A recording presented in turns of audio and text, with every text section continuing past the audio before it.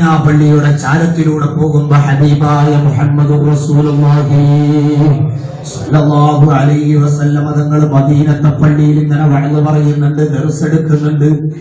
ആ സമയത്ത് മിസ്അബ് ആലോചിക്കുകയാണ്, എന്താണ് നാളിതുവരെയായി കേൾക്കാത്തൊരു വാചകം. മദീനത്തെ പള്ളിയിൽ നിന്ന് മുഹമ്മദിന്റെ നാവിൻ തുമ്പിലൂടെ ധാരാളം ആളുകൾ കേൾക്കുന്നുണ്ടല്ലോ.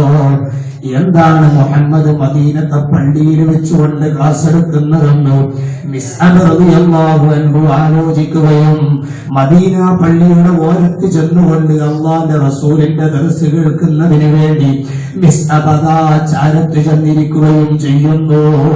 ദർസ് കഴിഞ്ഞ് മിസ്അബ് വീട്ടിലേക്ക് തിരികെ പോയി വീട്ടിൽ ഉറങ്ങാൻ വേണ്ടി നിൽക്കുന്ന സമയത്ത് മിസ്അബിന്റെ മനസ്സിലേക്ക് കടന്നു വരികയാണ്, എന്റെ ജീവിതത്തിൽ നാളിതുവരെയായി കേൾക്കാത്തൊരു വാചകം മുഹമ്മദിന്റെ നാവിൻ തുമ്പിലൂടെ പുറത്തു വരുന്നു. ഞാൻ എന്റെ ജീവിതത്തിൽ നാളിതുവരെയായി ശ്രമിച്ചിട്ടില്ല, ഇതുവരെയായി കേട്ടിട്ടില്ല.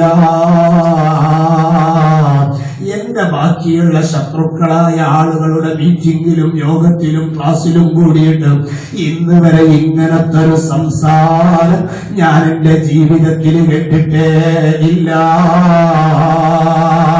മിസ്അബിന്റെ മനസ്സിലേക്ക് ഓടി വരുമ്പോ ഹബീബായ നബി തങ്ങൾ മദീന പള്ളിയുടെ ചാരത്തേക്ക് നോക്കുമ്പോ മദീനയിലെ ഏറ്റവും വലിയ ധനാഢ്യനായ പണക്കാരനായ ഉമൈറിന്റെ മകൻ മിസ്അബ് തന്റെ ക്ലാസ്സിൽ വന്നിരിക്കുന്നത് കണ്ട് അല്ലാഹുവിന്റെ റസൂലിന് വല്ലാത്ത സന്തോഷം തോന്നിപ്പോയി.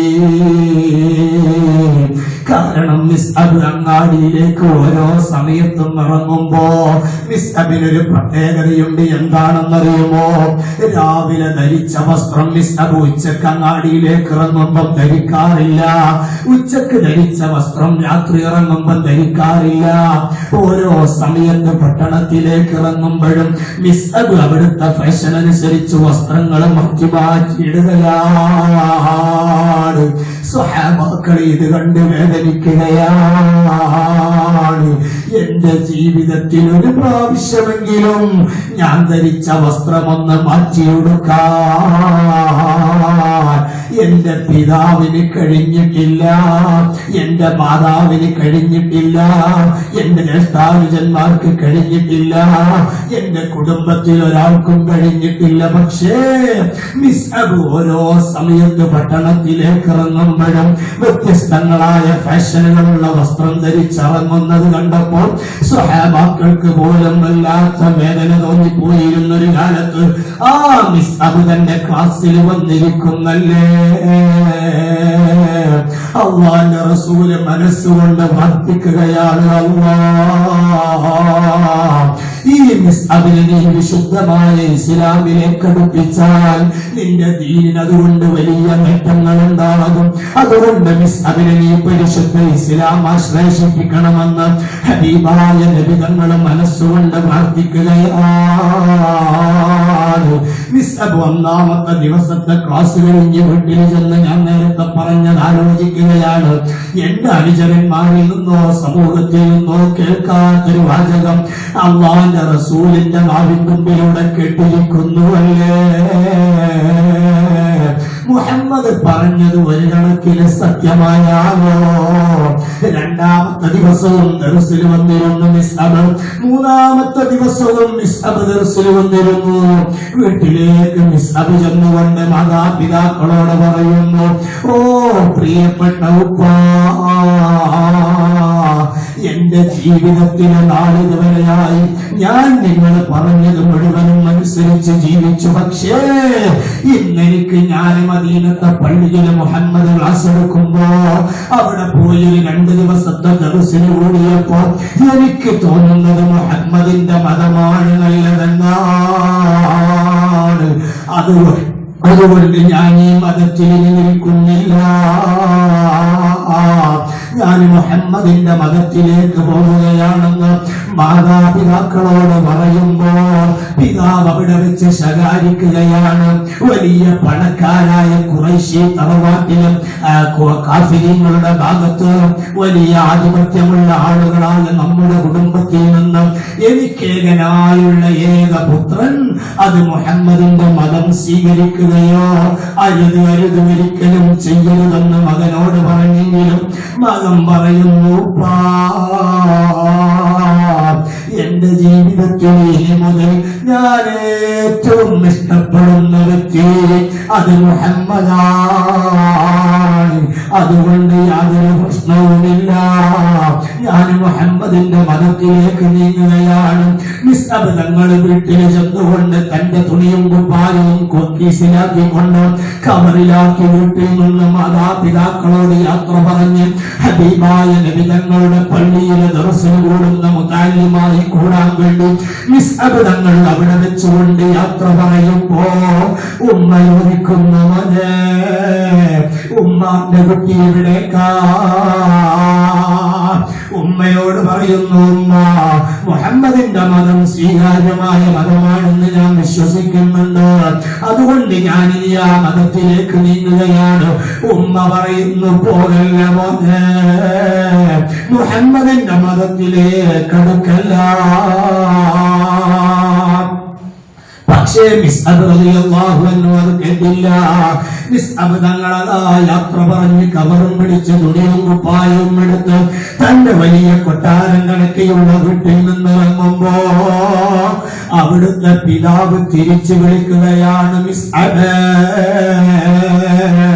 തിരിച്ചിങ്ങോട്ട് വരൂ. ഒരൊറ്റക്കാരൻ പിതാവ് പറഞ്ഞോട്ട് തിരിച്ചു വിളിച്ചുകൊണ്ട് മിസ്അബിനോട് പൊന്നാരോ ഉപ്പ പറയുന്നു, മിസ്അബ് ഈ ധരിച്ചിരിക്കുന്ന വസ്ത്രം, നിന്റെ ശരീരത്തിലുള്ള രക്തം, നിന്റെ ശരീരത്തിലുള്ള മാംസം, നിന്റെ ശരീരത്തിലുള്ള മജ്ജ എല്ലാം ഞാൻ എന്റെ ചോര നീരാക്കി അധ്വാനിച്ചതിന്റെ പ്രതിഫലമായി നീ ഭക്ഷിച്ചുകൊണ്ട് നീ ഉൾപ്പെടുത്ത വസ്ത്രം മുഴുവനും അതെന്റേതാണ്. അതുകൊണ്ട് ഞാൻ പറയുന്നിടത്ത് നിൽക്കാൻ വയ്യെങ്കിൽ അത് മുഴുവനും എന്നെ തിരിച്ചേൽപ്പിക്കണമെന്ന് മിസ്അബ് ഉമൈർ തങ്ങളോട് അവിടുത്തെ പിതാവ് ഉമൈർ പറയുമ്പോ കയ്യിലുള്ള കീസ് ഉമൈർ മിസ്അബ് തങ്ങളതാ ഉപ്പയുടെ കരങ്ങളിലേക്ക് കൊടുക്കുകയാണ്. ആ സമയത്ത് ആ കവർ കൊടുത്തു ഇട്ട വസ്ത്രവുമായി തിരിച്ചു പോരുന്ന സമയത്ത് വീണ്ടും പിതാവ് വിളിച്ചുകൊണ്ട് പറയുന്നു, മിസ്അബ് നീ ധരിച്ചിരിക്കുന്ന വസ്ത്രം അതും എന്റെതല്ലേ, അതുകൊണ്ട് മുഹമ്മദിന്റെ മതത്തിലേക്കാണ് യാത്രയെങ്കിൽ ആ വസ്ത്രവും ധരിക്കാൻ പാടില്ല.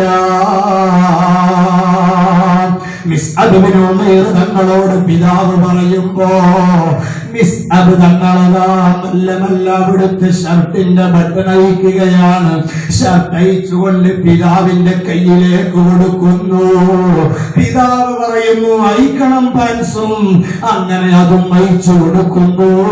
അവസാനം അടിവസ്ത്രത്തില് മാത്രം നിൽക്കുന്ന സമയത്ത് മിസ്അബ് ബിൻ ഉമൈർ റളിയല്ലാഹു അൻഹു ഒരൽപ്പം ഇല കൂട്ടി യോജിപ്പിച്ചുകൊണ്ട് ഇല കൊണ്ട് ഗുഹ്യ ഭാഗങ്ങൾ മറച്ചു പോരാൻ നിൽക്കുന്ന സമയത്ത് പിതാവ് വീണ്ടും പറയുന്നു, അടിവസ്ത്രം ധരിച്ചത് അതും എന്റെ പണം കൊണ്ടല്ലേ മിസ്അബ്,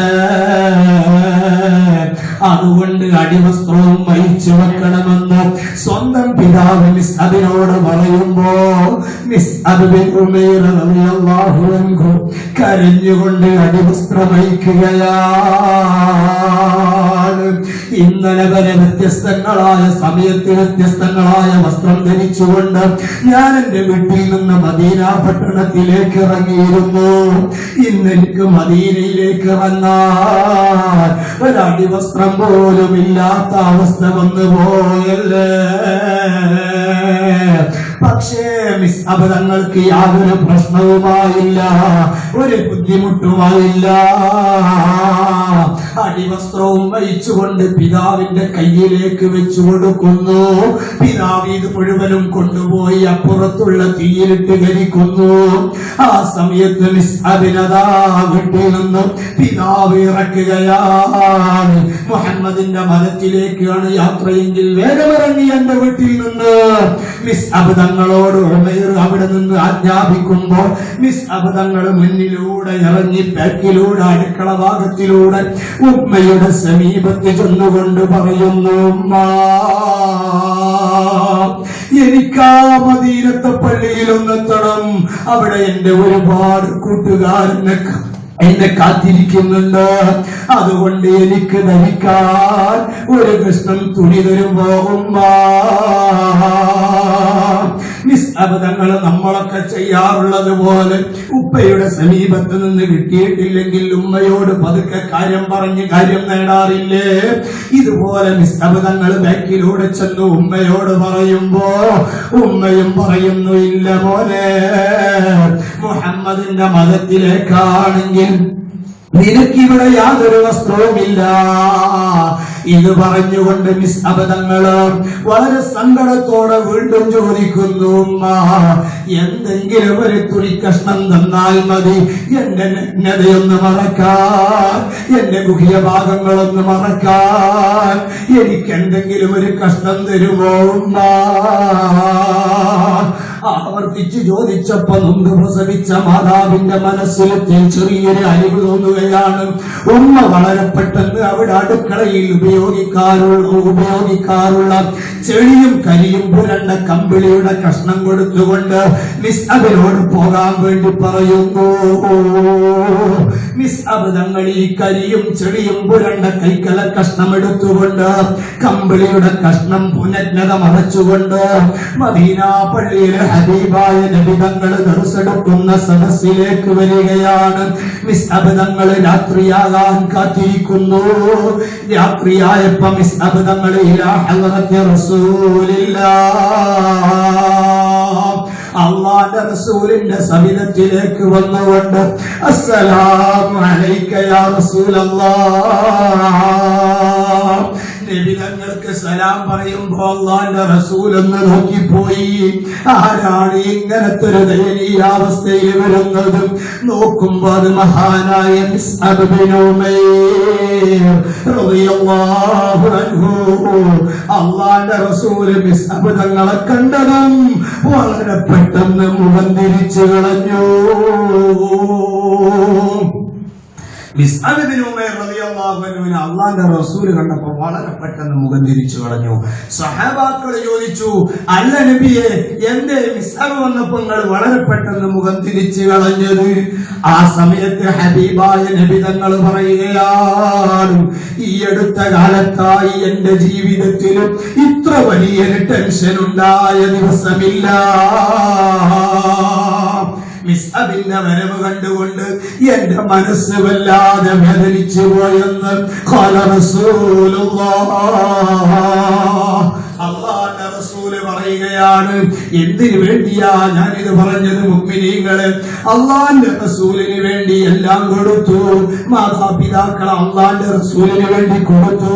കൊട്ടാരം കണക്കെയുള്ള വീട് കൊടുത്തു, വസ്ത്രങ്ങൾ കൊടുത്തു, ജീവിതം കൊടുത്തു, സമ്പത്ത് കൊടുത്തു, എല്ലാം ആരംഭ റസൂലുള്ളാഹി സ്വല്ലല്ലാഹു അലൈഹി വസല്ലം തങ്ങൾക്ക് കൊടുത്തു.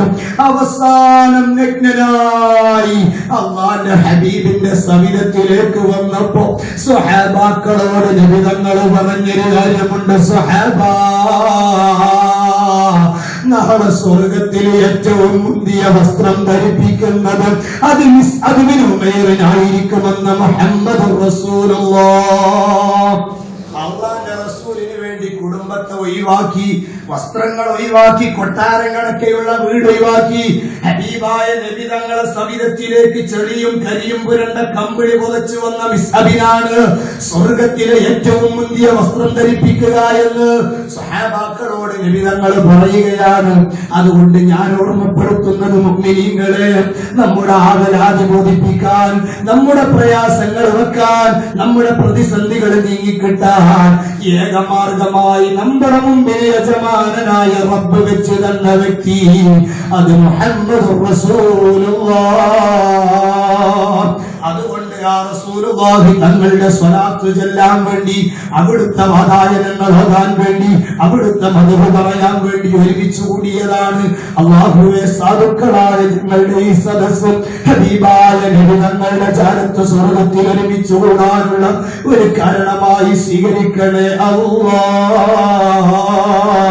ഈ സദസ്സിലേക്ക് ഒരുപാട് ഉമ്മമാരും മാതാപിതാക്കളും രക്ഷിതാക്കളും നാട്ടുകാർ ചെറിയ മക്കളും എല്ലാവരും പങ്കെടുത്തിട്ടുണ്ട്. അല്ലാഹ്, ഇത്രയും ദൂരം സ്വർഗത്തിലേക്ക് അടുപ്പിക്കണേ അല്ലാഹ്.